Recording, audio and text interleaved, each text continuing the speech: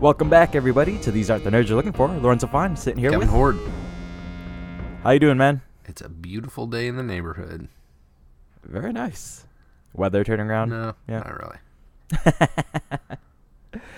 really. Someday, my friend. Someday. Yeah, hopefully. It's been a little warmer, but we got rain coming tomorrow, so we'll see how that turns out. And, yeah. Good luck. From there. Good luck. Today we're going to be talking Star Wars, Clone Wars, Hunt for Ziro. This is Season 3, Episode 9. Yes, sir. This is the 56th episode of the Clone Wars that we have undertaken. So, Yes. How about that? Yeah, no, it's nuts. We got an air date of November 12th, 2010 on this guy. Production number 3.05. 305. So, yeah. So, this is coming after hopping from Season 1 finale, correct? Yes. We're hopping around a little bit here. Yep. Yeah. We time traveled a couple seasons. Season 1 is officially over. From here, I think we've got 3 or 4 episodes in a row of Season 3. And then I think we jump back to Season 2 a little bit. But we'll cover that when we get to it. So, yeah. Very nice. Yeah. So, kicking right into this one. The fortune cookie is love comes in all shapes and sizes. Who said it, Lorenzo? I don't know. This one's weird. It's very weird. Yeah. It's I don't know about this one, honestly. Who's that guy in the holiday special? Which guy? The dude that helps out The one human? Yeah, that I don't remember, honestly. Friends with the Chewbacca-sans. Honestly, I have no memory. I'm picking him. My memory of that special extends to 30 minutes of no dialogue to Chewie's father watching some questionable material. Yep. That in hologram form. Definitely happens. I don't even remember his name. What was the grandfather's name even? Itchy? Itchy, that's right, Itchy. Freaking Itchy. Because I remember Lumpy. Lumpy's easy. Yeah, I could go for the guy. I was going to say maybe Shmi.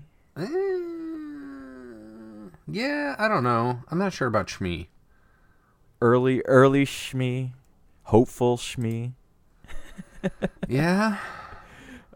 Me? I got nothing else, though, really. Yeah, I'm trying to think of who this guy was. He was played by Art Carney, there's no, right? I don't remember. Like I said, my memory of holiday special extends to not much.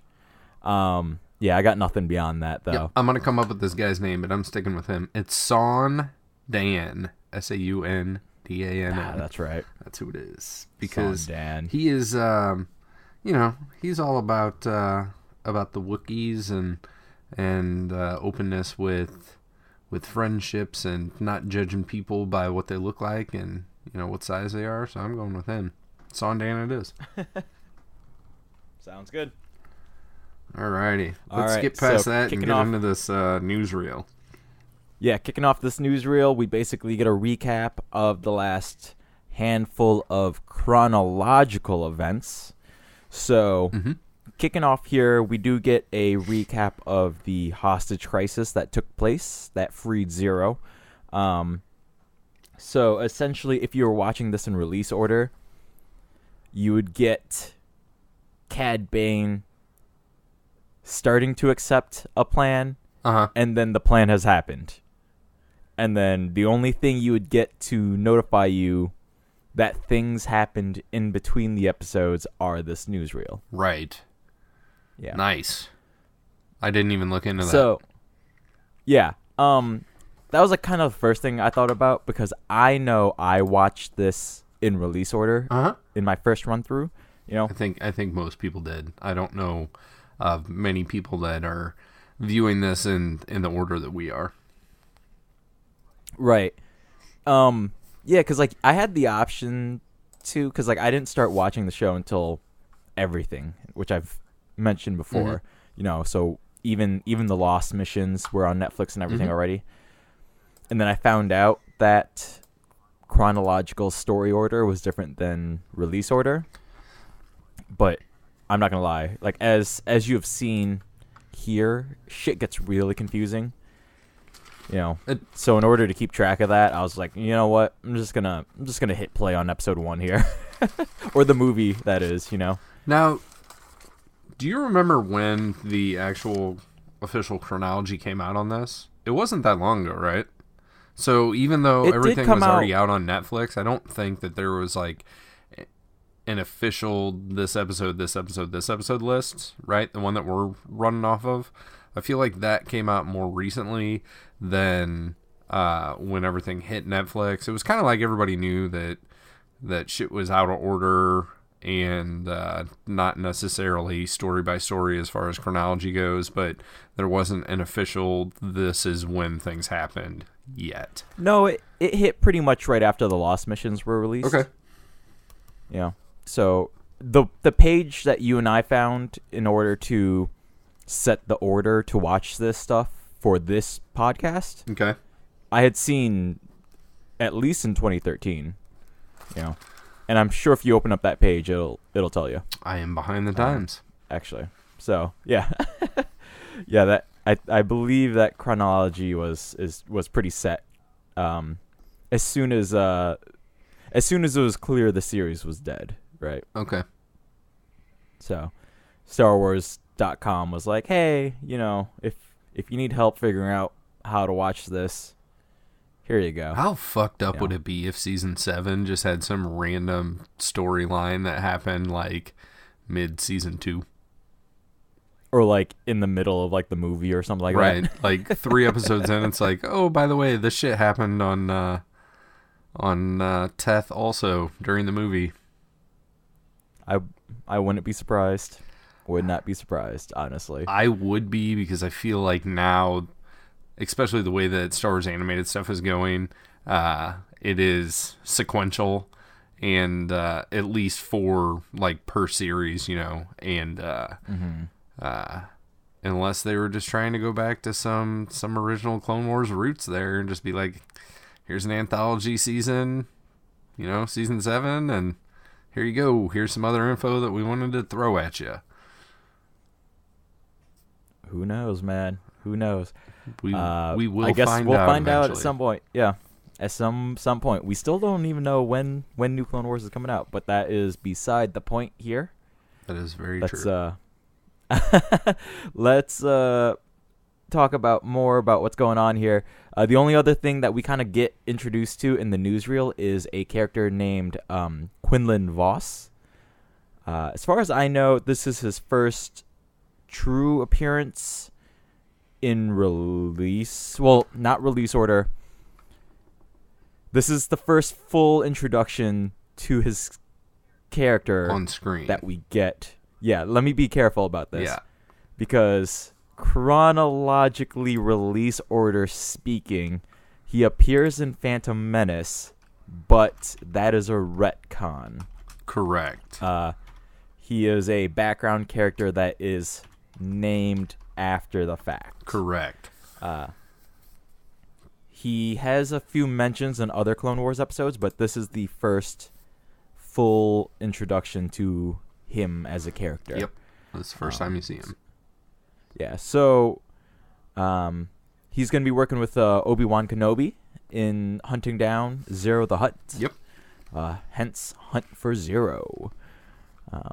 So, starting the episode off officially here, where do we start here? We start with Ziro talking to the various Hutts. Yeah, right? We got like an establishing shot of Nal Hutta, and Ziro is kind of giving this oration in front of the Hutt Council, I guess maybe defending his actions and kind of talking about how he was broken out, and he serves as the translator droid in this scene because like the 5 heads of the Hutt family will say something and then he responds to that, basically while encompassing what they said. Like, I do agree that it was you guys that took care of releasing me from prison, but, it's not my fault. I shouldn't have been there to begin with, and so on. Definitely. Yep. So we get a long scene of that. There's a lot of Hutties that is spoken and a lot of Ziro translation that happens. This is a pretty dialogue-heavy episode. Definitely. And really the piece of information that comes out is Ziro kind of saying that the information is still out there and he has checks and balances set to release said information should he be harmed in any way. Yeah, basically they broke him out because he's got some dirt on the Hutts. And they want the info, and he wants to keep that for his safety, right? And I think somebody alludes like, "Oh, we'll just kill you and take it from you." And he's like, "Oh, if I die, it'll end up on the steps of the Senate. But the longer that I have the information, the fuzzier my memory is going to be." So it's just like a double blackmail thing going back and forth here, and he's trying to use what info he has to keep himself out of trouble with the Hutts. Yeah, I will say, despite the dialogue-heavy nature of this scene, it was confusing to me what exactly he had. Because in previous episodes, the other Hutts make it seem like he contains information.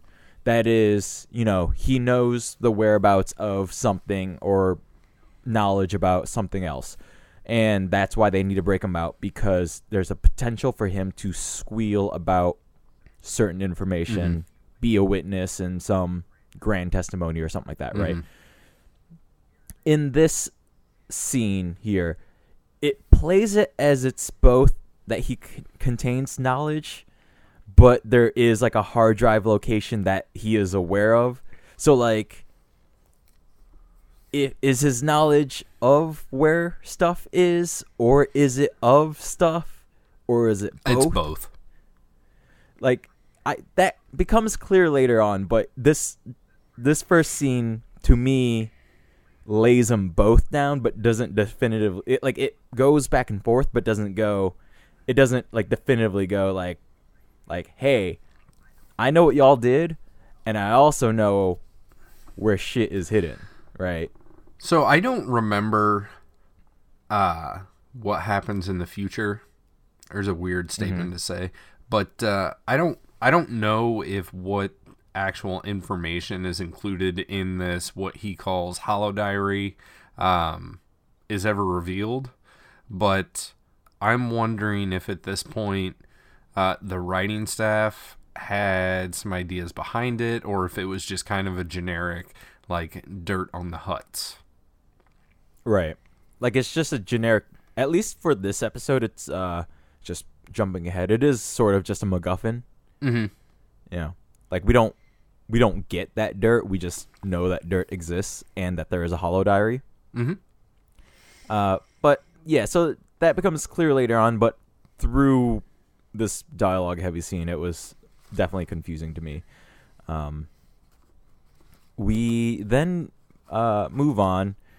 What do we get? We cut back to Coruscant as Obi-Wan is waiting for Quinlan Vos, and Obi-Wan is talking to Cody, and they're kind of talking about Vos himself, and Obi-Wan just straight up says, yeah, he's crazy. Like, not looking forward to working with him. He's crazy.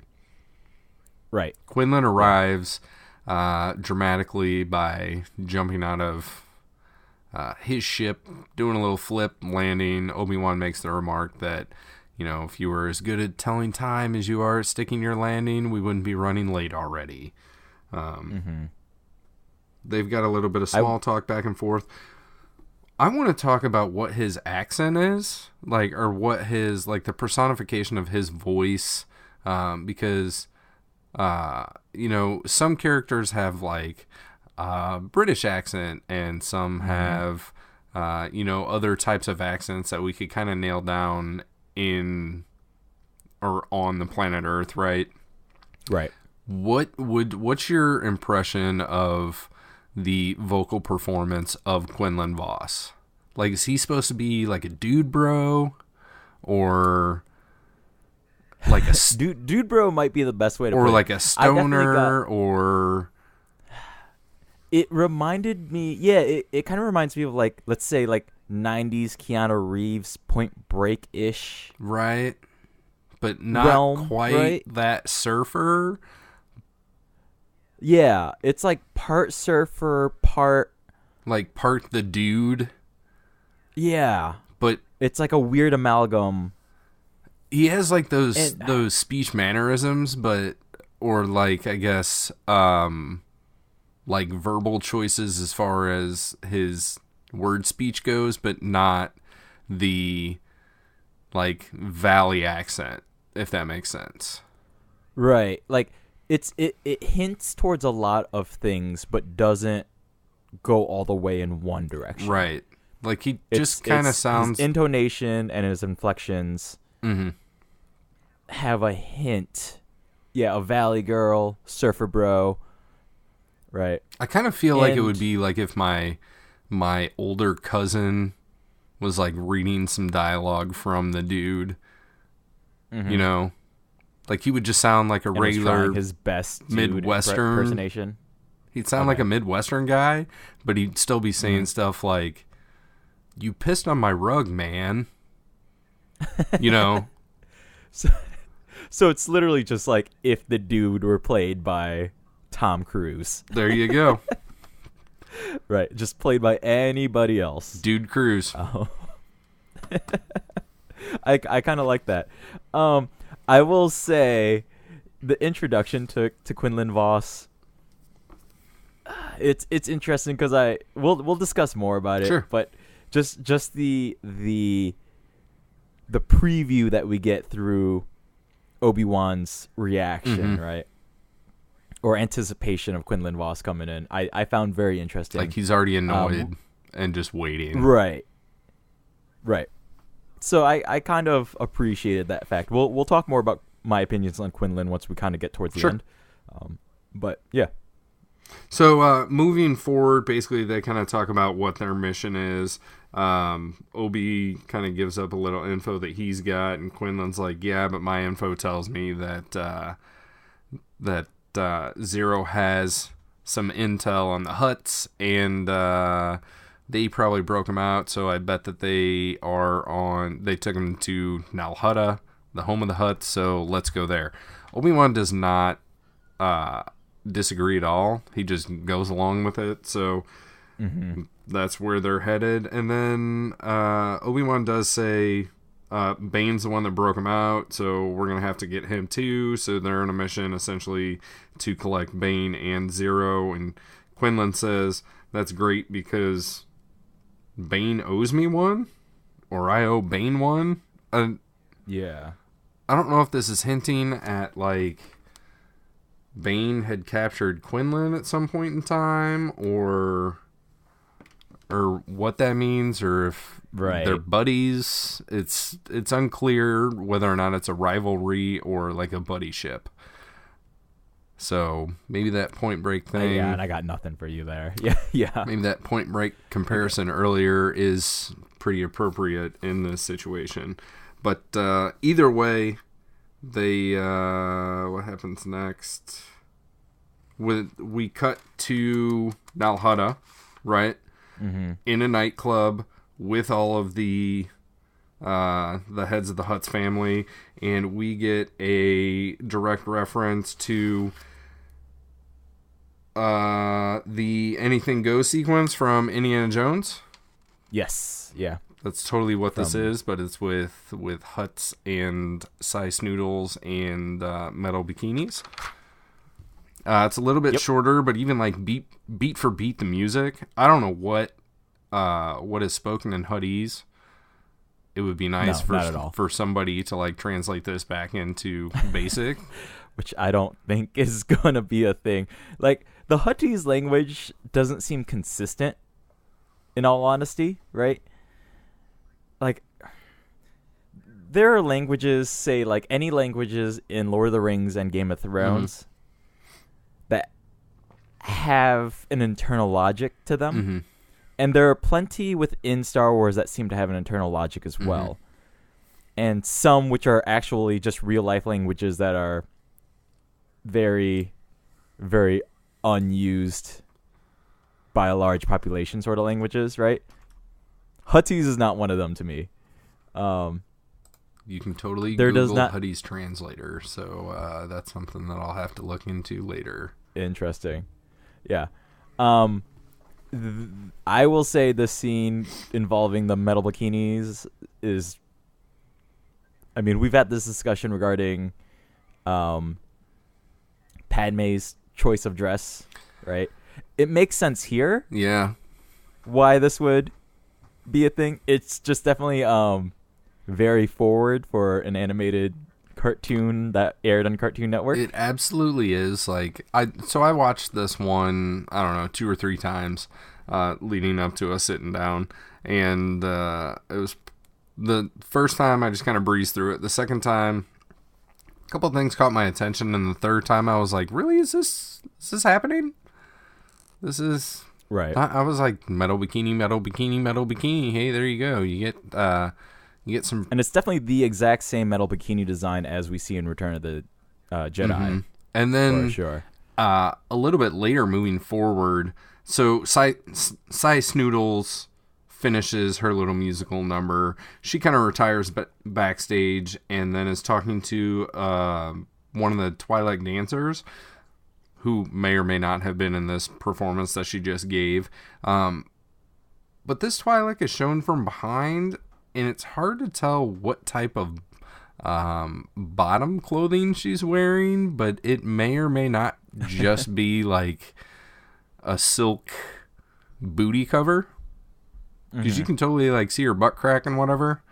And you get nearly a close-up on said silk booty cover, but Cy Snoodles is talking to her, and she learns from this Twi'lek that Ziro the Hutt is on planet. So she excuses herself and then heads over to the prison and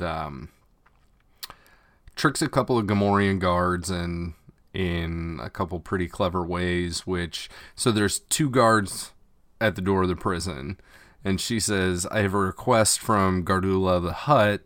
She wants to know which one of you is stronger. So then they just start fighting each other.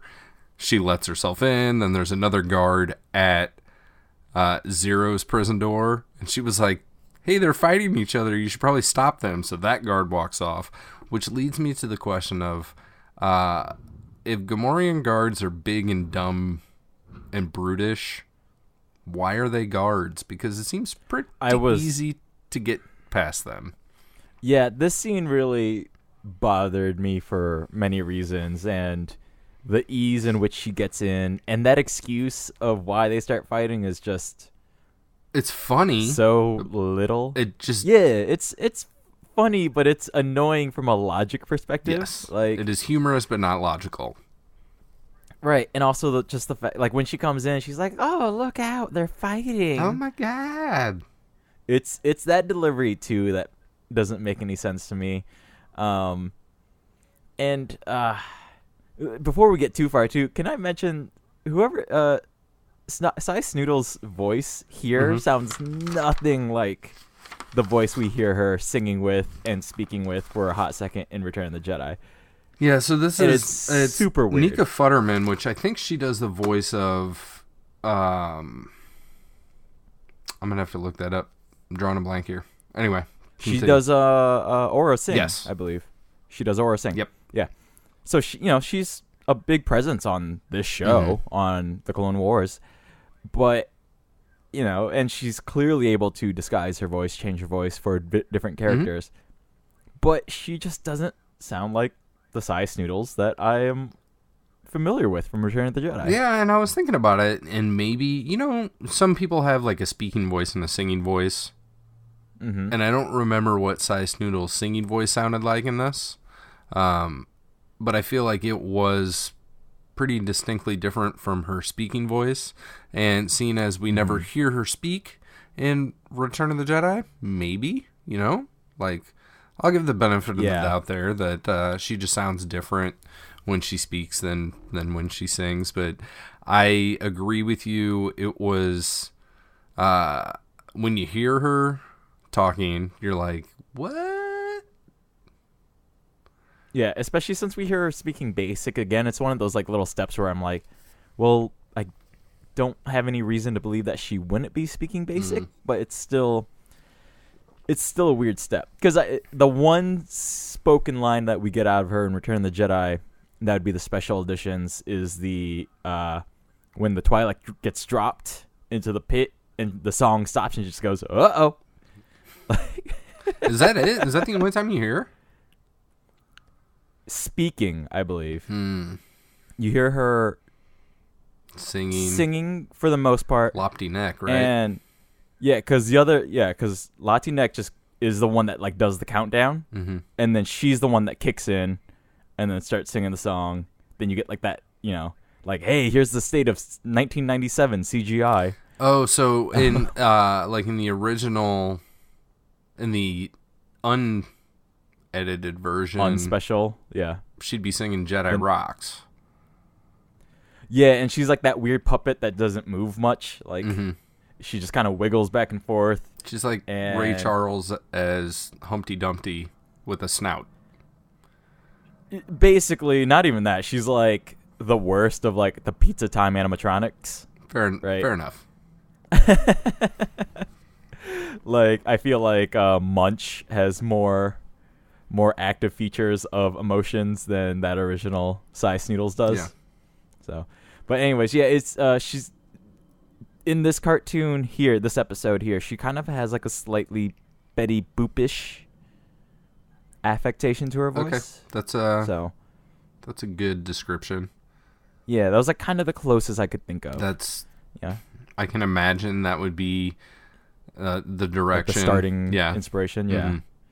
Yeah, because it's kind of up here, and she's got a little sultry on her, right? I'm gonna let you roll with this because I'm not gonna be able to nail it, and you're on it for this episode. Yeah. So she gets up to Ziro Cell, and then what happens there? So they kind of debate back and forth about what's going on. We learn that they were in a relationship. Oh, definitely, yeah. And she at the end of the scene, just to jump forward, there is some lip action happening. There is some which is really disturbing. Lip snout thing going on there. It's really disturbing. I'm not gonna lie. Just jumping to that little bit, yeah. I feel, I was more okay with it here than I was with it was a Twi'lek and Greedo, right? Right, yes, yeah. Yeah. So I was more okay with it here. And maybe just because Zero's mouth and lips are so large and there wasn't as much suckling going on. I'm not really sure. But yeah. So Cy Snoodles gets to Ziro. They're talking back and forth about kind of what happened in the past. And she was like, I thought you loved me, but then you left, and I thought you were never coming back. And he was like, it wasn't my fault. It was Jabba's fault. Like, he's the one that made me ship you off Coruscant. And they're talking about stuff that I have no idea, like, where it came from. I know it's supposed to establish, like, their relationship, but it doesn't all really flow very well. Ziro. It's a lot of information being laid down. Like, they are laying a lot of track down for us to follow on. Mm-hmm. But Ziro is basically full of excuses, and then Cy Snoodles is kind of trying to, essentially be like, oh, well, with our love, like, anything can happen. I loved you, and that's why, like, we came back together, and I would do anything for you. And Ziro at this point has his back to her, and he's like licking his lips, which I feel like what he's actually doing is just trying to like say the right thing so she'll help break me out of prison, not necessarily like confess his feelings for her. And he was like, do you really mean that? And then she says something really awkward, and she was like, yes, from the bottom of my fluid sac. Yep. I I have no idea what that means. Go ahead. I cannot believe that made it past the script point. I just want to know what that meeting was like. I want to know who wrote it specifically and what producers were all like, yeah, sure. You know, Filoni's just sitting there like, yeah, we'll go with that. From the bottom of my fluid sack. Yep. There is a page on Wikipedia for fluid sack. Nope. No, thank you. There's a behind the scenes section of said. Nope. I don't want none of that. I don't need that. I don't want that. Yep. It appears one time in this episode, and this episode only. Oh, God. And leave it to the Star Wars universe to create a page full of information based on one mention of a fluid sack. There is 2 sources referenced. One would be the old databank page for Max Rebo and the old databank page for Ziro the Hutt. So, for all you fluid sack lovers out there, you can maybe get a little bit more information about that. Yeah, you're on your own for that one, diving in. So anyways, then Ziro's all in. They start kissing through the bars, right? Kiss, kiss, kiss. Very awkward. Which is, end of scene. Again, it's the kissing through the bars that like really freaks me out. Like it's, I don't know. She could basically fit through the bars anyway. Right. And spoiler alert, but later we find out that Ziro is no longer in his cell, so they could probably she could probably just open the door.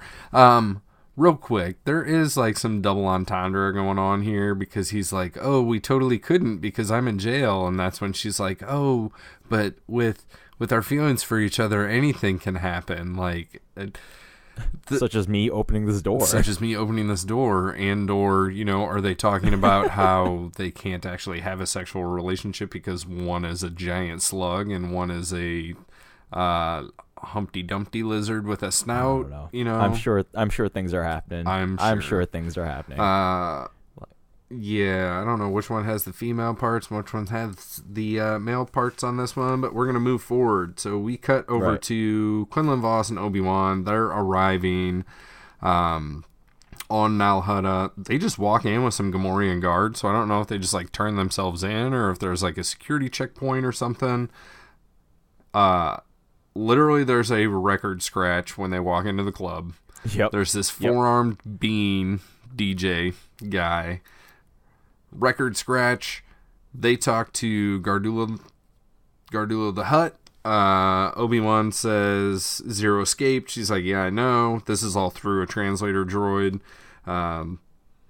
Quinlan is just accusatory, like, you did it. And Obi-Wan's like, hey, calm down. The Hutts are our friends. And then Gardulla at that point is like, you would be wise to pay attention to Obi-Wan. Like, good thing you're here with him. And he's like, oh, maybe I'll come alone next time.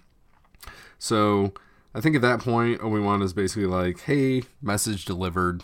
We're gonna move on. And they leave. Right.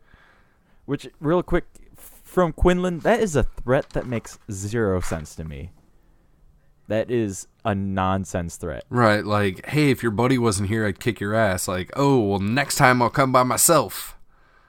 Right, to your house. So you can kick my ass. Yeah, to your house with your guards. Yeah. Like, that is the part of the threat that makes zero sense. Like, bro, you just entered their house and literally stopped their party, and you're going to get mad at them? Yep, like, pretty much. What the fuck, bro? What the fuck? Dude cruise, bro, is what we got here. Right. So Quinlan and Obi-Wan leave. This is where we see Bane. Bane enters.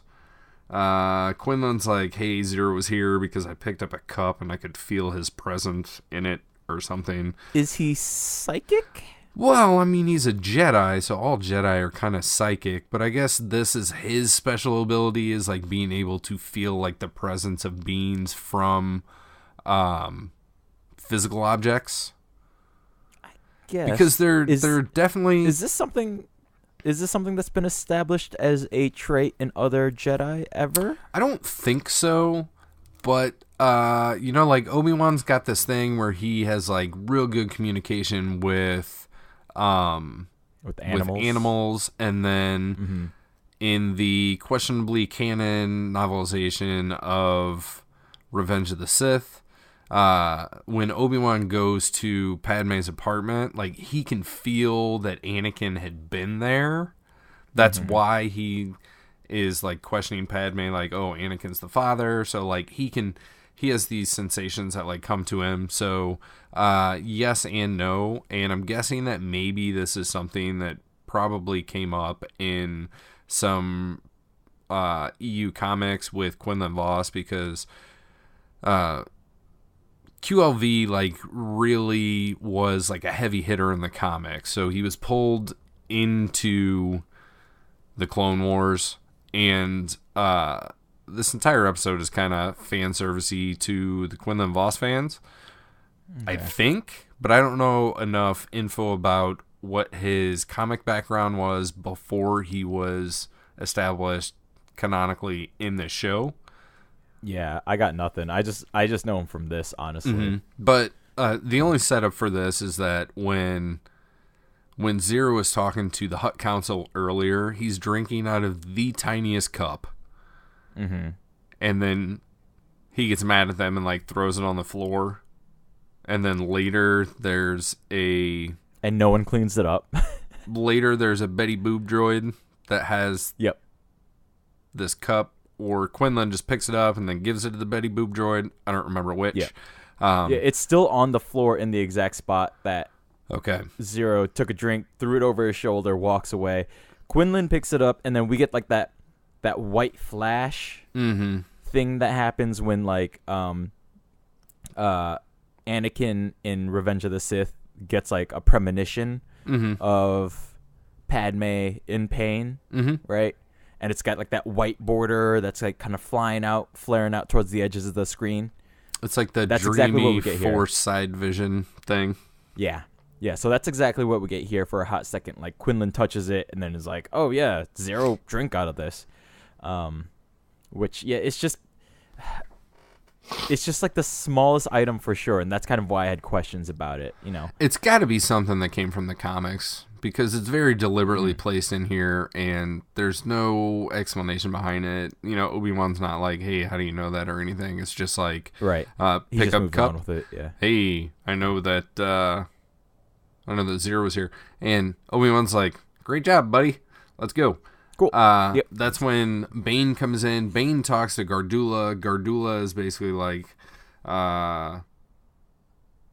what's she say? Something like, so Ziro has escaped again, and she's like, I'm tired of paying you for this job. And he's like, I'm tired of you guys paying me for this job. And as long as I have to do it again, I'm still going to collect some more money. Right. Because this is like the third time that he's had to hunt down Ziro. Like, he had to capture him for them to throw him in jail, and then he had to break him out of jail, and then now he has to recapture him again after he broke out of Hutt jail. Yeah. Obi-Wan and Quinlan find out that Ziro has escaped. They go to his prison cell, and all the guards are knocked out and everything. He's gone, so they're on the chase. Then Bane is on the chase. Ziro and Sice Noodles are on like a Louisianan Delta fan boat, I guess. Yeah. But with, I don't know, some energy projection instead of like an actual fan. They show up at this house, and Ziro's like, yeah, this is the one place Gardula would never look for me. So they go inside. Turns out it's Mama the Hutt. I have questions of whether or not this is like the mother of all the Hutts, or just Gardula, or I'm sorry, just Ziro. I think it's just Ziro's mother based on the interaction, but yeah, her name is in fact Mama the Hutt, which is vague, and to say the least. Later we do see a character named Papa the Hutt. Yeah, but her reaction definitely seems very personalized, right? So I can't imagine the mother of all the Hutts is just living out in the middle of like the swamps of Nal Hutta. She living in a bayou. She a big old fat lady living in a bayou. She calls Ziro Sonny, and she's like literally throwing food at him, and eating things that are resting on her body, creatures like, of boy, some sort. what you doing back here? Yeah. So they have a little family catch up, and they've got a little back and forth of like, where you been? Oh, I've been around. What are you doing here? Can't I just come and visit my mama? And she says, when plebos fly out my hump, which I guess is... I don't know what something? any of that means. I don't either. Nope. So, he reveals to her that the reason he's really there is because he needs a starship to get off planet, and he's going to go to Teth because he has some unfinished business. So, of course, Bane tracks him down, knows where he's going, so he talks to her, then Obi-Wan and Quinlan, because they're like the slow trackers of this episode. They go and then they talk to her, and she's like, "Oh, you here to do some damage like everybody else is?" And Obi-Wan's like, "No, it's not like that. We're not here to hurt you." And she's like, "Yeah, sure. I mean, my son Ziro was here, and then he left, and then that blue feller, he came in, and he threatened me, so I had to give him information, and he left." And Quinlan's like, "Big hat? Yeah, that was Bane. What'd he tell you?" And she's just like, "Okay, I'll give you the information. He went to Teth." Right. Yeah. So I guess all of this is just so we can meet Ziro's Mama the Hutt. Not really sure. But, yeah, I don't. It's a weird sidestep that happens. So at this point, we know where we're going. So then we cut to Sice Noodles and Ziro on Teth. They do a little bit of walk-in / slug moving around. And Ziro kind of explains why he picked this place. Kind of. But in like the most confusing way. Where he says, "I never told Mama that Papa ran away, and I definitely never told her that he died." And then she's like, "Oh, your daddy's grave?" And then you just see a giant mummy-wrapped hut with like a computer tucked under his arm. There's a mechanism to open the tomb itself, which is weird. Which is Ziro slides into like a bottom barrier that pushes in. So it's not like a button. He just has to slide his like fat slug body against it. Then the top of the tomb like retracts. So basically like only a Hutt could open this. I mean, I guess, or somebody with a broom that could push that button in, like, or Gary the Snail. Right. Okay, so let's go back to when he said, "If you kill me, this info will end up on the Senate steps." Is this just a lie, like a completely empty threat? And the Hutts don't know, because somebody else would have to know where it is, how to open it, right? And for some reason want to deliver it to the Senate. And I guess you're led to believe that would be Sice Noodles because of this whole love thing, but then you find out that she's not. She has no idea where it is. And then there's like another complication to that is after he grabs it, she's like, "Oh, the hollow diary," and he's like, "Yeah, it's got dirt on all the Hutts on all the systems and yada yada yada." And she was like, "Oh, that's a shame because I definitely still have work to do." Pulls a blaster on him. He's shocked, sad. She shoots him twice. He's dead. Yep. Ziro the Hutt is gone, and it makes me sad. Yeah. Goes down without much of a fight. Honestly. Not at all. 2 shots to the chest. He's done. Sai takes the hollow diary. I guess so. So yeah, it just cuts over to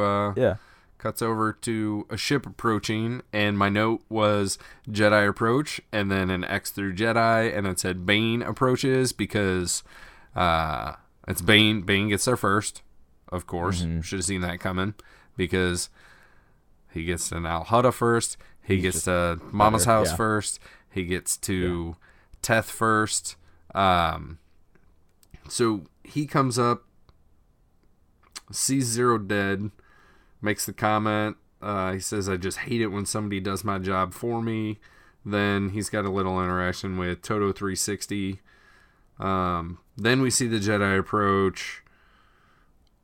Then we see Obi-Wan saying, like, who killed him? And then he sees Bane. He's like, you killed him. And Bane's like, why would I kill him? And then they talk. And then we get into, like, the final fight of the episode. What did you think about this fight? Do we need to describe this at all? We don't need to describe it, but it's definitely long. And there are a lot of missteps from the Jedi that happen that are implausible, to say the best. So because they're on Teth, there's like all these spires that stick up from the ground. Like this planet design goes all the way back to the movie.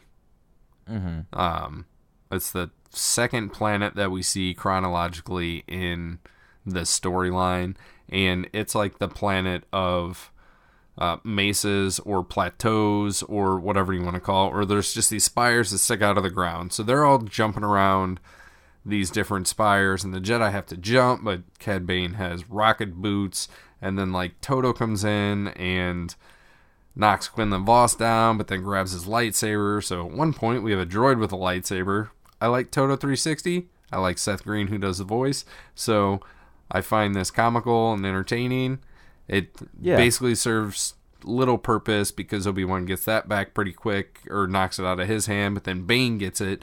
Then Bane and Obi-Wan do exchange a couple lightsaber blows, and this is pretty fucking awesome in my opinion. But again, Obi-Wan disarms him. Bane blasts off with his rocket boots. Quinlan Vos has this uncanny jumping ability that was shown at the beginning of the episode, right? So he is able to jump across super valleys like no other. Kicks Bane out of the air, and then they all kind of tumble onto the ground. Obi-Wan jumps over, then Bane jumps into his ship, takes off. They dive out of the way for some reason, as if there's going to be some adverse reaction from this spaceship taking off, which we have never seen before, because we literally have like X-Wings and stuff taking off out of hangars full of people, and nobody even like covers their face, right? But they jump out of the way and they end up hanging on the side of this cliff, and then Obi-Wan makes a nice little quip that says, oh, I never did like hanging out with you. And that's the last we see of the Jedi in this episode. We cut away from that. But to get back to this overly long I was like, we don't need to describe it. And then I do. So I forgot what I was getting at, even, because I was going to say something. And then I was like, he's going to get to a point, I think. My apologies. Yeah, the point was, I guess, at the end of it. Well, my point was that it was too long, and you just proved my point. Right. Fair enough. It's a fight that doesn't need to happen. It's a fight that makes no sense, and it's a fight that I was saying plays out in a way that doesn't seem like if these were actual Jedi, and that is actually Cad Bane. Like, the writers thought of what needs to happen, but didn't think of a way to get there that feels right. You know, the fact that Quinlan and Obi-Wan at both at separate times get disarmed. And we rarely see all three of them fighting together. Like, generally what happens... It's like a weird thing of like Quinlan disappears for one reason or another. Obi-Wan and Cad fight. Obi-Wan disappears for a hot second. Quinlan and Cad fight. Yep. You know, Cad disappears for a hot second. Yep. Toto picks up the fight. Like, that's what I didn't like about this sequence.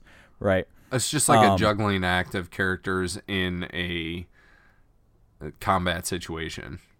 Moving from like, one point to another. Yeah, it's as if, you know, they're like, we haven't had like a single fight sequence in the Star episode. Let's give them something. But even then, I didn't find this necessary at all. They're cool. Like, I agree with you. There are cool things that happen, but I was just kind of sitting there, just like, okay, I don't know, like Ziro's dead. You know, like we're things are resolved.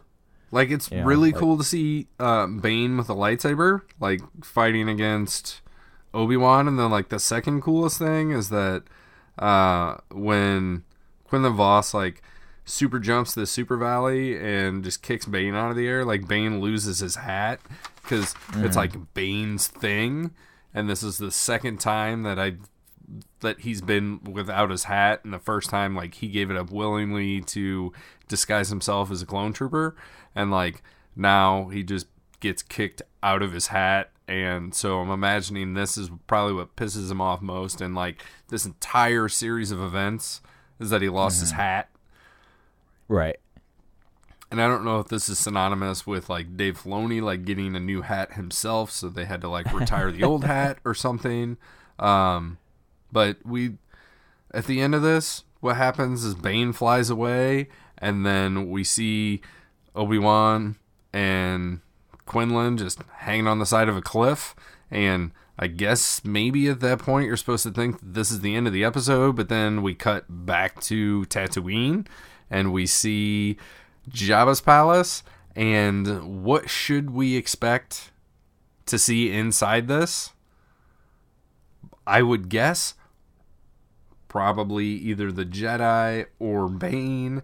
You know, like Bane going in to like collect his bounty. Nope. No, I didn't think that at all. Sice Noodles is there. I'm just going like, you know, this is where we were, and we had two groups of people. Bane leaves, Jedi are hanging. So the Jedi are probably going to stay there, but Bane just left. We're cutting to a new place, and I don't know. Sice Noodles delivers the Hollow Diary. Yeah. And that's it. Like, that's it. We get we pan back a little bit so we can kind of have a setup shot of we get a wide shot of Jabba's main palace room. Yep. And then cue loud music, Cue loud music.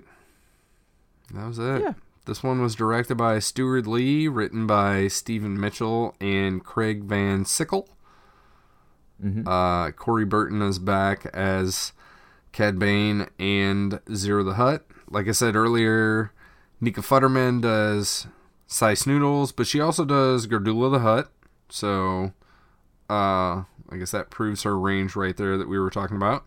Quinlan Vos is voiced by Al Rodrigo.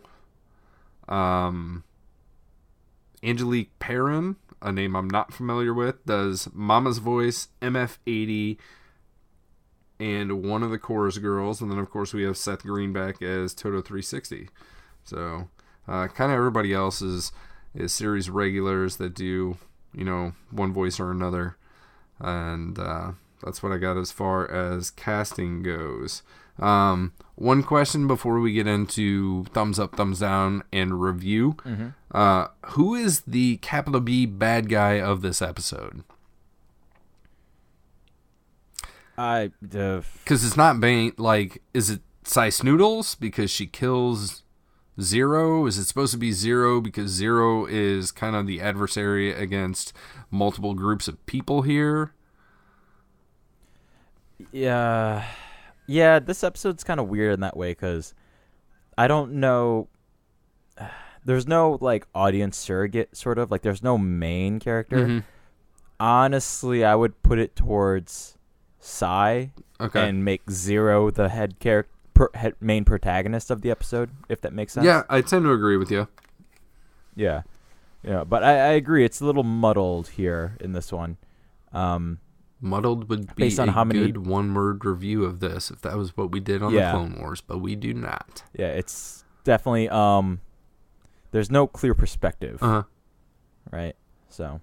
Yeah, I'm with you on that. Anything else you got? Yeah. I got nothing else, man. I'm ready to wrap this one up. Yep. I'm giving this a thumbs down. I'm giving this one a thumbs down as well, which when I first remembered seeing this, I was like, thumbs up. Like, before even watching the episode, I was like, okay, we have Cad Bane, my favorite character in the Clone Wars. We have Ziro the Hutt, one of my favorite characters in the Clone Wars. We meet Mama the Hutt, which I remember being a, pardon my pun, but a bigger character, right? So I don't know if... You remember her being a bigger character or you don't? I do remember her being a bigger character. I'm not going to lie, I don't remember her at all. Okay. Like, when she showed up in this episode, I was like, I I have no memory of this character. And then we have Quinlan Vos, and I know that's like Quinlan Vos is a huge fan favorite out there, right? But then... Yeah, which is weird because I'm not going to lie. So, like, what I want to discuss with Quinlan Vos is I find him annoying. Like, and I get purposefully so to some degree because, like, we get that setup with Obi-Wan where Obi-Wan's like, no, this guy's crazy. And and Obi-Wan's visibly annoyed. It doesn't recover for me. He never recovers. There's nothing he does here that seems cool or heroic or redeeming. Right? I totally agree. Yeah, that's why, like, I just wanted to mention with that last action scene. I'm like, none of this makes sense, and Quinlan Vos doesn't do jack shit to help the situation. Neither of them do, really. Yeah, that's what I'm saying. Like, that last action scene just kind of... Like, they needed Cad to get away, but they didn't set it up in a convincing way, you know? I think that they could have totally just had Cad Bane leave, and then they show up afterwards, which is what fucking happened the entire fucking episode. Right, but yeah, that's what I'm saying. Like, they needed an action scene, but they still need Cad to get away, right? It'd be one thing if, like, Cad, like, ended up shooting, like, one of these spires or something like that, and the spire, like, falls towards the Jedi back out of the way, and Cad runs off in the distance. You know, like, I would have been more convinced by that. Yeah. But just, like, in a hand-to-hand combat between Cad and two Jedi, right? Right. It's... The problem with this series as a whole, and I understand why, it's like we keep getting told how powerful the Jedi are, and we keep constantly being shown how shitty the Jedi are at hand-to-hand combat, you know? Right. So, and this scene, this action sequence definitely portrays how shitty even somebody as cool as Obi-Wan, you know, I think sucks ass at times. I think the intent is not to show how shitty they are, but how good Cad is, and it's not done well. Yeah, it doesn't come off that way either. Like it still comes off as like sheer luck from Cad's side of things. Or like he gets like, holy shit, he got his hands on a saber, you know, like, oh god, like, and then he gets like a few strikes in, but then like loses the saber anyways, right? So like he still also can't hold his own there, right? So like that's what I'm saying. Like everything about that action sequence has a bunch of missteps in it. So like, yeah, if it was to show how cool Cad is, it fails there, right? So I'm just like, nothing about and nothing about the rest of the episode either like pulls me in. Like you said, it's just like a weird series of scenes that sort of connect, but the fact that we have like two characters chasing after Ziro, we get a lot of repetition there. It's definitely like the same situation that happens like three times. Yeah. So like we see it, like we see Ziro getting to a place, then we see Cad getting to a place, then we see the Jedi, right? You know, or Ziro's in the cell, Sai gets there, then Cad gets there, then the Jedi show up, right? Like it's just like a completely repetitive episode, which is saying a lot considering that this episode's 22 minutes ish, right? Right. Like how can a 22-minute episode be so damn repetitive? This one's even shorter than that. It's less than 22. No, it's 21 and a half. So yeah, it's nothing. like 7 minutes repeat, 7 minutes repeat, 7 minutes repeat, credits. Yeah. And so when it comes to it, for me personally, like this is a stronger thumbs down. Like it's not like the worst episode I've ever seen. It's just like a solid, this is just like a bad episode to me. I haven't given a thumbs down in a while. Not since the Academy, which is that one where Ahsoka goes to Mandalore and then pretends to teach those kids for 2 lessons, and then the kids run around and try to discover some corruption, right? Yeah. That was the last one that got a thumbs down for me, but this one, I think this one is probably a harder thumbs down than that. Yeah. And it really surprises me because, like I said, it is 2 of my favorite characters from this show, and Corey Burton is phenomenal in his voice acting, doing both of these guys. But my favorite thing in this episode is just Toto 360 like flying around a rock with a lightsaber in hand. Yeah. I don't need to watch this one again. I'll just put it that way. No, definitely not. So, like I said, the fact that Mama the Hutt did not register in my memory banks whatsoever. It's as if I was watching this for the first time, but I know it wasn't. I'm wondering if she comes back. This doesn't feel like an entire story. I don't know, man. Like I feel like there's got to be zero something. memory of her. Zero memory of her. So if she does, I'll be surprised again. You have Ziro the Hutt memory of her. Definitely. I'm not gonna lie. I don't even remember Quinlan. I don't remember Quinlan as a character either. Like, I feel bad if he is a fan favorite. He did not register with me, obviously, in the grander scheme of things. Yep.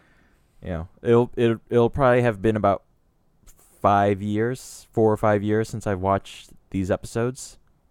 And I got nothing. Absolutely nothing. I definitely remember this fight scene between Quinlan, Obi-Wan, and Bane being more dynamic and more badass than it played out this time. But that's about all I got for this. So unless you have anything else specific, let's talk about social media stuff and, where can people find us online? Sure, yeah. If you want to reach out to us, we're available on Gmail at notthenerdspodcast@gmail.com. Kevin, you're in charge of our Twitter at NotTheNerds. I occasionally update our Facebook at NotTheNerdsPodcast. We're available on iTunes, Stitcher, Google Play. Also, the audio goes up on YouTube. As always, we like to thank Kevin Warren at They Call Me K-Dub on Twitter, who put together the cover art for us. That's little cartoon caricatures of Kevin and myself here. And also, we like to thank Lindsay, who put together the little jingle at the beginning and end. That's strangefancymusic@gmail.com if you want to reach out to her for anything. Anything else? Yeah, I would just invite you to, if we're wrong about Quinlan Vos, let us know. Because I'm totally okay with learning some more about this character, because I really don't know much about him. As far as Wikipedia goes, his appearances are a retcon appearance in The Phantom Menace, and then he's in Star Wars Galaxy Defense, which I'm guessing is a video game. 4 episodes of the Clone Wars, and then some other stuff after that. It doesn't say anything about all of his comic book appearances, but like I said, I know he's a fan favorite for a lot of people out there, and if you can educate me, bring it on. I welcome it. Yeah, like I said, he just at least through Clone Wars, he doesn't really do much here. So, and I think it says like one of his appearances was cut and one is an indirect mention. Yep. So he's, like I said, he doesn't really appear much through this show. He's basically got this episode and some honorable mentions, and that's about it. So basically, yep. So anyways, that's it for this one. Yep. Next week we've got Heroes on Both Sides, which is the next episode chronologically and release order. So until then, I've been Kevin. Lorenzo Vaughn here. These aren't the nerds you're looking for. Bye-bye. Bye-bye.